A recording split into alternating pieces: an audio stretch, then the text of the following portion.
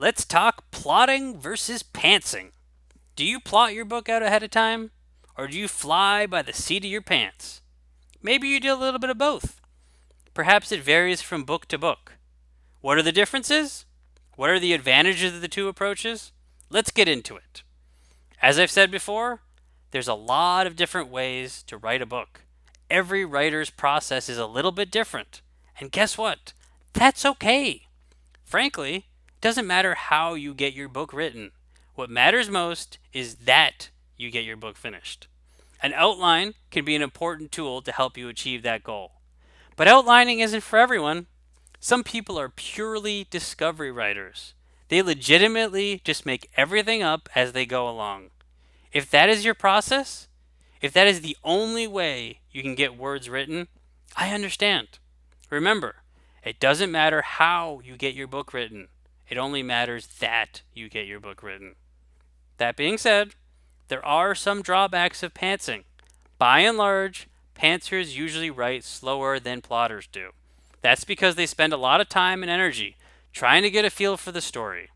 They can also have a lot of internal debate about where to take things next. Pantsers also have a tendency to write themselves into corners. That just comes with the territory occasionally when you're coming up with things on the fly. Third, pantsers sometimes take their stories off on strange tangents. Occasionally, this can lead to a more interesting story. Other times, it can lead to a bunch of words being cut out of the book in the revision stage. There are some pros to pantsing, though.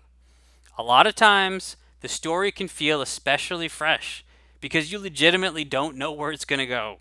That can be an exciting feeling.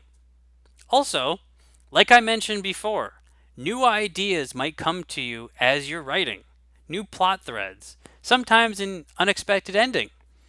On the flip side, plotting has some pros and cons as well. One of the big complaints about detailed outlining is that it can feel too rigid. It takes the fun and creativity out of the actual writing. You can feel like a transcriptionist, just going through the motions.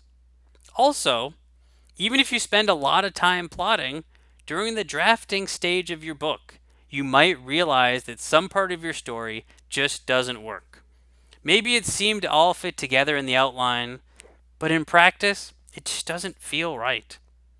When that happens, you might have to completely reconfigure your outline, or worse, scrap the rest of your plot and rebuild it from the ground up.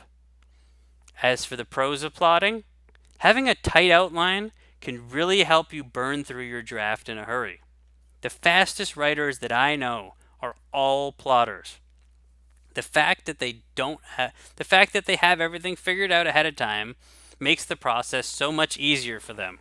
They don't have to stop and think about where to go next. They can just fly through their draft.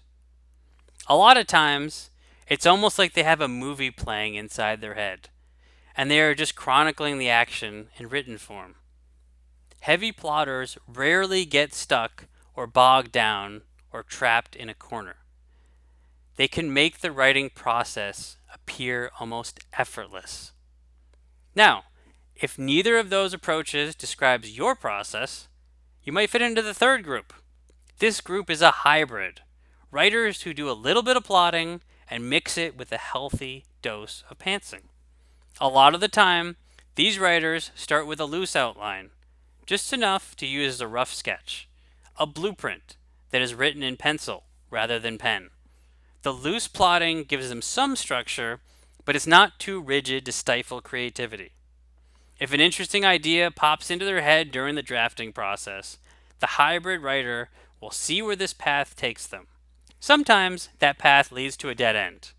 Other times, it's like hitting the mother lode. Ultimately, there's no one size fits all approach when it comes to writing. Every author is different. What you need to do is figure out what works best for you. Which approach makes it easier for you to get the words written? Once you figure that out, stick with it.